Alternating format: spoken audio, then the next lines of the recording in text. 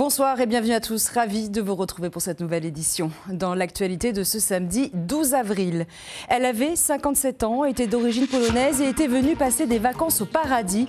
Mais elle s'est noyée dans le lagon de Temay. Au lendemain de son décès, des questions subsistent sur l'origine du drame. C'est une maladie qui laisse des traces aux patients comme à leurs proches. Le cancer bouleverse une vie. Toumana Aura a organisé une journée en soutien aux malades et aux aidants. Reportage dans un instant. Et ce soir, ne manquez pas Tehono Rahua. Nous recevons en plateau deux membres d'un trio de choc qui composent le groupe Mamou. Tout récemment, ils ont fait parler d'eux grâce à une collaboration avec des rappeurs célèbres et un disque platine. Ils nous en diront plus dans un instant. Une armée de femmes et d'hommes équipés de gants, pinces et sacs poubelles pour ramasser encore et toujours les déchets à Faratea, où il y a 2 mois, plus de 300 kilos avaient déjà été collectés. Et puis à la fin de cette édition, nous partirons sur l'eau aux côtés de la championne Iloha Echen. Coup de rame posture, le temps d'un entraînement, elle a conseillé les jeunes rameuses de Mateia Oe. On vous en parlait hier, une touriste polonaise de 57 ans s'est noyée dans le lagon de Temay, où elle aurait trouvé refuge en voulant fuir une horde de chiens agressifs. La mer était aussi très agitée, l'endroit connu pour être dangereux. Que s'est-il réellement passé? Mérénie Gamblin et Marcel Bonneau ont tenté de comprendre. Katarzyna devait vivre son plus beau séjour en Polynésie. Cette photo a été prise juste avant sa mort. Elle apprenait la cuisine tahitienne à l'atelier de Hawaiki. Les Polonais sont de fidèles clients. De forts liens se sont créés au fil des années. La nouvelle l'a bouleversée. J'ai appelé l'organisateur de ce tour, qui est devenu un ami, pour tout de suite parler avec lui et tout ça. Et il m'a dit que, ben oui, effectivement, pour lui, la Polynésie, c'est terminé. C'est fini. Là, il ramène une maman dans un cercueil qui a 2 enfants en Pologne, parce qu'elle a voulu se protéger et elle a couru dans la mer. Ce jour-là, Katarzyna et son ami se seraient en fait réfugiés dans l'eau, effrayés par une horde de chiens. La première n'a pas survécu dans la houle. C'est aussi l'hypothèse retenue par Tamara qui veut mettre en lumière ce problème récurrent. Les chiens, c'est un vrai problème ici. J'ai soigné donc plusieurs de mes clients qui se sont fait mordre avec le même schéma, c'est-à-dire attaqués par des chiens, ne savant pas quoi faire, ils ont couru. Et ça, il ne faut jamais tourner le dos à des chiens qui vous attaquent, il faut leur faire face. C'est ici que le drame s'est produit, vendredi matin, près du spot de surf de Temay Oria. Alerté par des cris, Teiki a repêché le corps de la victime et prodigué les premiers soins en attendant les secours. Mais à 10h30, le décès de la touriste est prononcé. On sait que cet endroit est dangereux, parce que l'océan est en direct là. Et parfois on croit que c'est calme, il y a une petite vague qui vient, on se dit que c'est faisable, et quand la série vient, elle aspire les gens, et donc c'est pas la première fois que ça arrive. Pas aussi tragiquement bien sûr. Une enquête est en cours et une autopsie devra déterminer les causes exactes du décès. Ce n'est pas la première fois que des noyades surviennent à cet endroit. Quelques minutes de pluie ont suffi pour inonder 2 servitudes à Paea cet après-midi. Une forte averse a fait sortir de son lit la rivière Veitupa, obstruée par des troncs et branches d'arbres. Conséquence de la boue dans certaines maisons et sur la route, provoquant une importante circulation. Agents communaux et pompiers sont intervenus très rapidement. Le maire de la commune était aussi sur place. Il répond à François Aripéou. Il y a des riverains de rivières qui ont donc procédé à des élagages, Tumumaia, Tumuru, enfin des troncs d'arbres qui sont venus obstruer le pont qui aurait dû permettre normalement à tout cet écoulement d'eau de pluie de continuer vers la mer. Sauf que là, ça a bouchonné et donc ça a débordé vers l'intérieur. Et donc tout le littoral, enfin toutes les maisons qui sont du côté bord de route mais vers l'intérieur ont été inondées. Et petit à petit, là, on s'aperçoit que l'eau commence à s'infiltrer. Mais il faut absolument qu'on arrive à déboucher l'ensemble des canalisations qui sont là, enfin de l'assainissement plutôt, qui sont là pour éviter que s'il y a une prochaine averse, on ne soit pas inquiété encore comme on l'a été il n'y a pas longtemps. Le projet était dans les tuyaux, c'est désormais officiel. Ouverte il y a 20 ans, l'agence consulaire américaine en Polynésie est fermée depuis lundi. Une conséquence de la politique de rigueur budgétaire du gouvernement Trump. Délivrance et renouvellement des passeports, assistance en cas d'urgence, information sur les risques de voyage dans la région. Autant de services qui ne seront donc plus disponibles pour les ressortissants américains au Fénois. Le cancer, une maladie insidieuse qui fait peur et bouleverse la vie des patients et celle de leurs proches. Comment mieux gérer cette pathologie et son impact sur le quotidien? Comment en parler librement et organiser les éventuels Evasan? C'est tout l'objectif de la journée dédiée aux aidants et aux malades du cancer, organisée aujourd'hui à la mairie de Punaouia. Reportage Mélissa Chang. J'ai eu mon résultat il n'y a pas longtemps. On m'a annoncé que j'ai le cancer de la prostate. 3 semaines après cette annonce fracassante, Henri a enfin le courage de parler de son cancer. Ici, il trouve des oreilles attentives, mais aussi des informations clés pour entamer la chimiothérapie plus sereinement. C'est rare de voir les hommes, hein, c'est rare. Et même moi je me suis dit, bon, c'est un peu par rapport à ma femme qui m'a un peu poussé un peu à ça. Bon, je me suis dit, bon, on va quand même y aller. Hein. Par rapport à cela, et j'ai vu il y a un surplus d'apport de soutien. Et je vois à peu près les informations à côté, donc je remercie tout le monde. Marcel vit la maladie différemment. Depuis 5 ans, il veille sur son épouse. Leur quotidien paisible de retraité a été totalement chamboulé lorsque le cancer du sein de sa femme s'est imposé dans leur vie. On lui a retiré les ganglions lymphatiques, donc elle ne peut plus rien faire, même pas tenir un bol. Hein. Elle tremble de la main gauche et puis c'est ça le plus de poumons. Parce que je suis obligé d'être avec elle tous les jours pour les travaux quotidiens à la maison. Annoncer son cancer, vivre avec la maladie et les traitements, chacune de ces problématiques sont abordées, non sans difficulté. Pour les déplacements dans la maison, il faut les soutenir. Pour le bain aussi, je donne le bain à ma maman, à mon mari aussi. Pour les repas aussi, parce que c'est des repas spéciaux. Hein. Angelina, bénévole de l'association Atauturu-Yana, accompagne chaque année une 50aine de patients en Evasan vers la Nouvelle-Zélande. Depuis peu, la barrière de la langue n'est plus un obstacle. Nous avons rencontré le directeur de l'hôpital de Nouvelle-Zélande qui nous a confirmé que depuis 1 an, ils ont mis en place des aides-soignants, des médecins qui viennent de Suisse, qui parlent français et qui accompagnent nos malades. Et donc, ces malades sont choyés et ils n'ont pas à s'inquiéter du tout. Le collectif des patients et des aidants de Polynésie française, Tumanaora, a relevé le défi de cette 2e édition, informer et libérer la parole des malades atteints d'un cancer au Fénoua. Économie, sociale, solidarité, 1h30 de discussion pour construire ensemble l'avenir. Des citoyens ont été conviés à Taravao pour un atelier participatif organisé par la communauté de communes de Terea Manouf. 47 personnes ont répondu présentes. Les explications d'Anthony Jamet, maire de Tayarapu Est, au micro de Kaline Liénard et Sandro Ly. Le but, c'est de monter ce qu'on appelle un territoire concentré et résilient. Et donc aujourd'hui, c'est le recueil des attentes et des besoins du secteur en matière de développement. Et ceux qui ont été convoqués viennent des associations, ça peut être individuel aussi. Et ils sont là pour travailler sur différentes thématiques pour qu'à un moment donné, on puisse dresser comme il faut le constat de besoins et d'attentes de la population en matière de développement économique, concentré et résilient. Et place désormais à notre rubrique dédiée à la musique, Te Hono Rahua.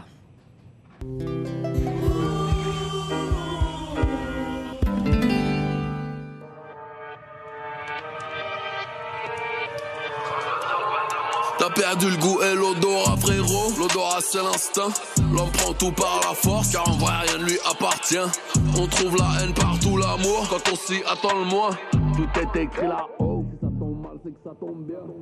Et on vient d'entendre un extrait d'un morceau auquel a collaboré le trio Mamou. 2 membres nous ont rejoints en plateau. Yaorana, Tenero et Fastoche sont donc avec nous ce soir. Merci d'être avec nous. Alors, on vient de l'entendre, cette collaboration en 2024 avec Booba et Sicario. Comment ça s'est passé et qu'est-ce que cela a permis d'apporter au trio? Yaorana, merci pour l'invitation. Alors, ce que cette collaboration nous a apporté, c'est de la crédibilité et des opportunités. Et des opportunités, des portes qui se sont ouvertes. Donc, par exemple, quelle opportunité vous avez eue à la suite de cette collaboration? On a eu des artistes qui sont venus nous voir parce que le fait d'avoir été justement disque d'or nous a rendu plus légitime pour composer pour les artistes locaux et tout. Alors justement, Mamou, via le label Sound of Sand Records, s'est vu remettre donc un disque d'or qui s'est transformé il y a peu en disque de platine. Qu'est-ce que ça veut dire et qu'est-ce que ça implique? Alors un disque d'or, c'est 50 000 albums, 50 000 albums vendus. Ok. Disque de platine, c'est 100 000. Ensuite, un disque de diamant, c'est 500 000 albums vendus. Et ce que ça implique, comment dire, c'est comme un classement, j'ai envie de dire. C'est le son qui monte dans les charts. Et qui vous permet en fait d'être aussi plus connu du grand public, j'imagine, peut-être, Fastoche? C'est ça. Ça nous donne...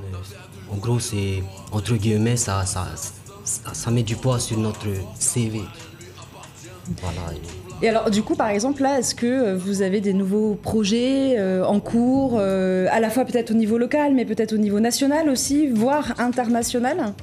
Actuellement, on bosse avec des artistes locaux et internationaux, potentiellement.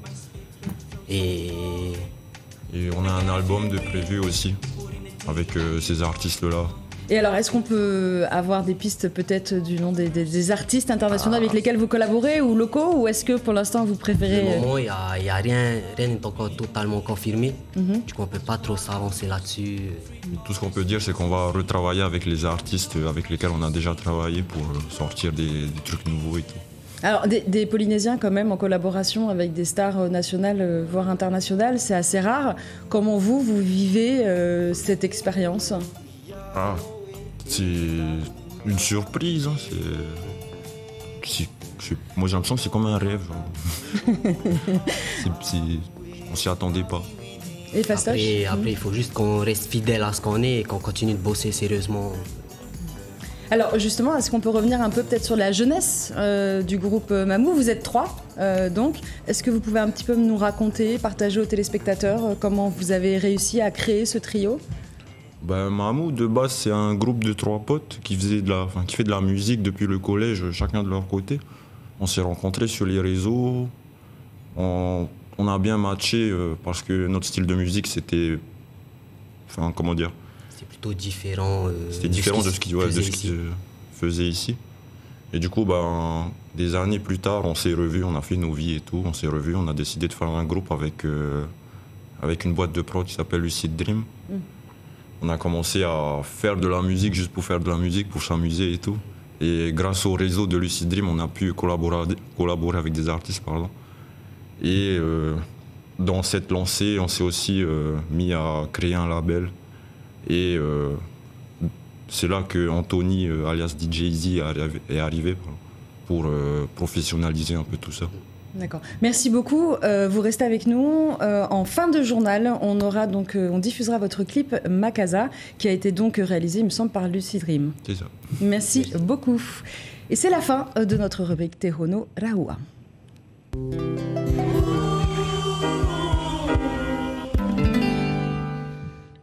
Bouteilles en plastique, canettes, cartons, 7 quartiers de Paia ont été nettoyés de leurs déchets recyclables. Une centaine de bénévoles ont participé au Paia Tou Oirema, une initiative qui vise aussi à sensibiliser la population au tri sélectif.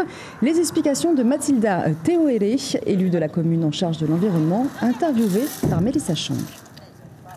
C'est le concours de pesée de chaque quartier qui vont devoir, ou nos agents communaux vont devoir aller ramasser tous les déchets de chaque quartier, qui vont déposer ici, là juste derrière moi, et nous ferons la pesée là-bas. C'est toujours aussi pour sensibiliser notre population et de ne pas justement lâcher au niveau des déchets.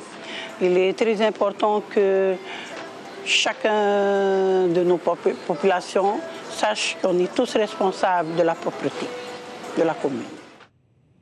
C'est une première et elle est la bienvenue. Des jeunes de l'église de Jésus-Christ des Saints des derniers jours se sont joints aux bénévoles de Mama Natura pour nettoyer le quai de Faratea Taravao. Barquettes, bouteilles en verre, canettes, des déchets jetables toujours aussi nombreux malgré les actions menées régulièrement. Kaline Liénard, Sandroli.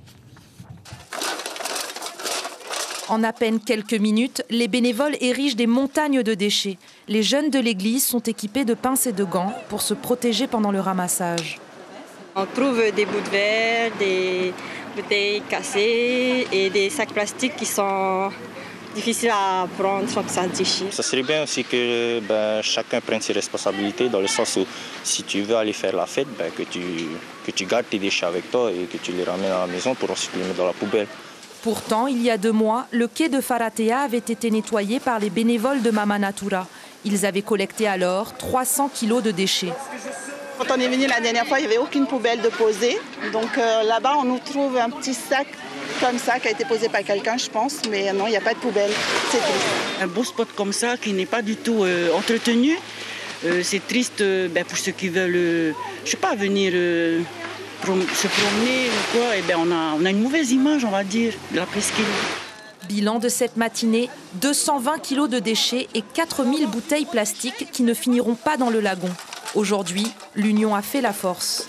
On participe souvent à des projets de service, quoi.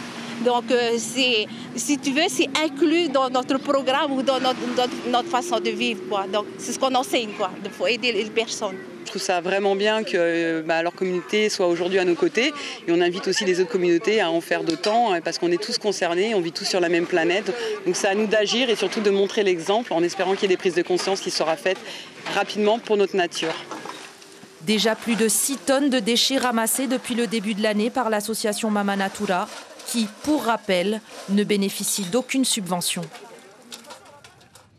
Du sport à présent avec la 2e journée du championnat de Polynésie de Va'a à Auraitini-Hau. L'enjeu, se qualifier pour les mondiaux au Brésil. Après le V6 le 15 mars dernier, place au V1. 130 rameurs au départ de 2 parcours, 12 et 16 km. Seulement 14 ont été sélectionnés pour rejoindre la délégation polynésienne. Les précisions du président de la Fédération tahitienne de Va'a au micro de Mélissa Chang. On a une délégation de 54 athlètes et avec 6 V6 et 14 V1.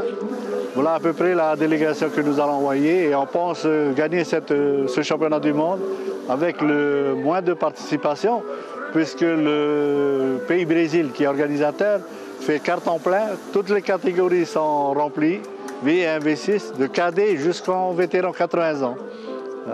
Voilà, mais on va se battre pour être en premier sur le classement du championnat.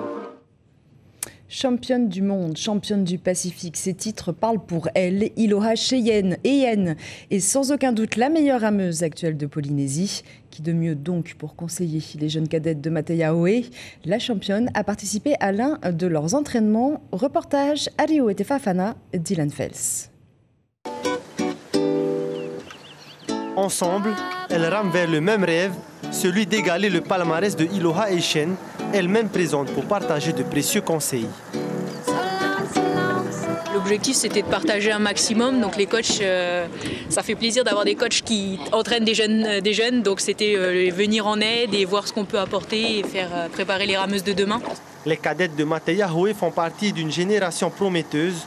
Aujourd'hui, le pivot, le coup de rame et la posture sont passés au crible. L'exercice consiste à ressentir l'efficacité du geste. On devait être droit et qu'on ne pouvait pas pivoter.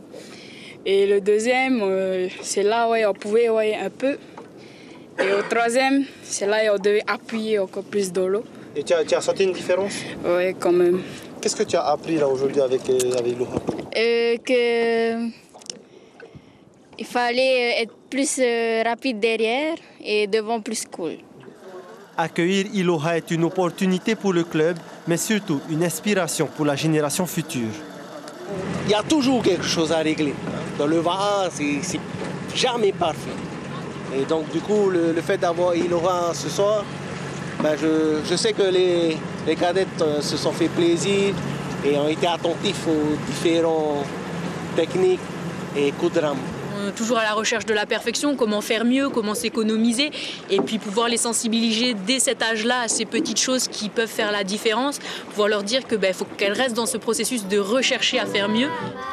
Peut-être qu'un jour, ces rameuses pourront rivaliser avec Iloha Echen, mais en attendant, un message aux jeunes. On a besoin de vous et puis il faut sortir les vieux là. Il faut venir botter le cul des vieux sur l'eau. C'est la fin de cette édition. L'information principale de ce samedi 12 avril. Elle avait 57 ans, était d'origine polonaise et devait passer un séjour de rêve en Polynésie. Malheureusement, elle est décédée dans le lagon de Temay, à un endroit connu pour être dangereux. Selon des témoins, elle aurait fui dans l'eau pour éviter une horde de chiens agressifs.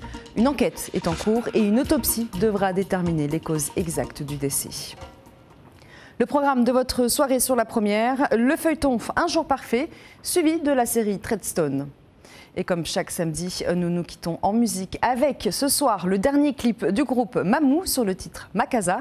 Excellente soirée à tous et à demain.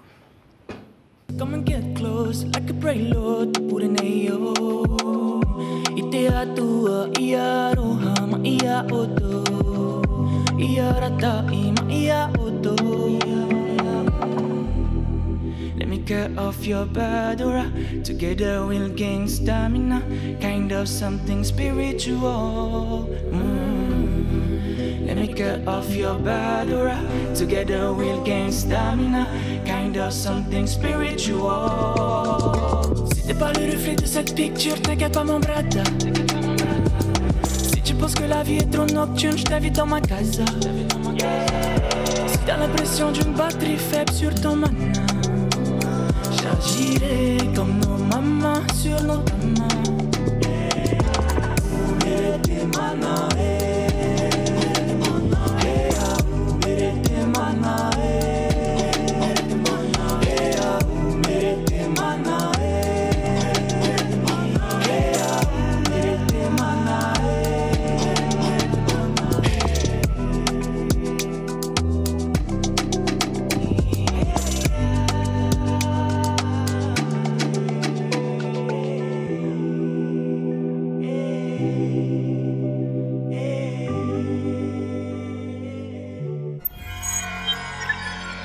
Retrouvez ce programme en replay sur notre site internet